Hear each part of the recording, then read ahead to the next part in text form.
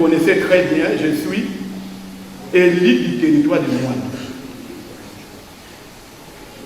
Évidemment, dès que nous sommes arrivés ici, moi j'ai fait un travail de management, je suis manager.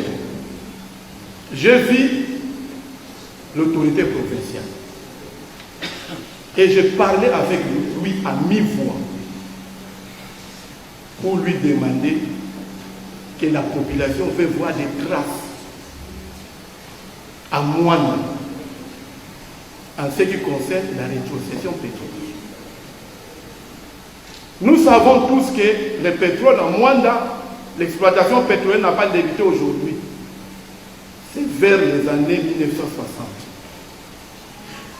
Et pendant que j'étais à l'école primaire,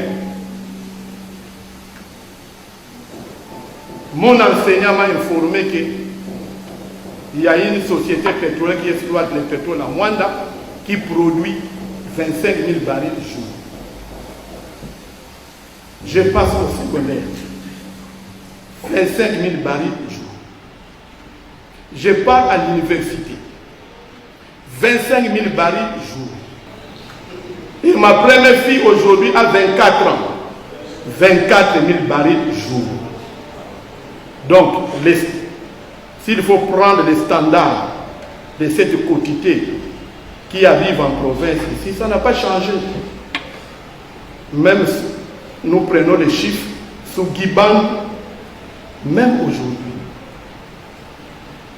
Mais le chef de l'exécutif provincial était ouvert. Il a dit oui, votre approche est normale. Moi, je voudrais que les pétroles de Mwanda aussi puissent laisser les traces.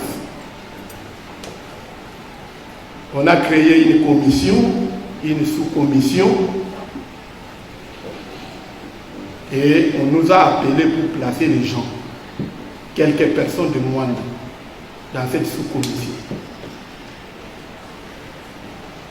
Mais la bonne information, c'est quoi? Un jour, on nous a convoqués pour nous demander de siéger avec la sous-commission, qu'il y avait de l'argent, 100 000 $. Et les élus de Mwanda ont donné leurs propositions. Il y a un problème, il y a une carence en eau potable dans la cité côtière de Mwanda. Et nous avons demandé qu'on puisse allouer cette enveloppe à la construction de 4 bornes fontaines. Ça a été acté au village Lunga, à la nouvelle cité, au niveau de la cité de Mwanda, au village Sengi, sur la route de Boma, et puis dans le village de Kimongolo, territoire, non, secteur des Assolos. Mais nous avons insisté sur un point, parce que l'un de nous avait proposé qu'on puisse prendre un entrepreneur de la place, qui est expérimenté à cette matière. Mais on nous a dit que ça ne passera pas. Il faut une procédure de la passation du marché public. Nous avons compris qu'il fallait laisser que les entreprises soumissionnent et à la fin, on choisit un entrepreneur pour aller réaliser ces travaux. Au moment où nous vous parlons, l'entrepreneur est en fuite. Il a débuté les travaux, mais là, il a tout abandonné. À Mwanda, chaque jour, il y a grogne. Nous sommes injuriés par la population. Vous êtes partis à Matadi, vous bouffez l'argent de la rétrocession pétrolière. Je vais encore vous dire une chose. Mon enfant, âgé de 12 ans, qui est élève au complexe scolaire La Borne Mwanda. Un jour à la récréation, il sera approché par ses collègues. Ndomba si elle n'attend, achetez-nous des gâteaux, achetez-nous des gâteaux, tout ce que nous voulons.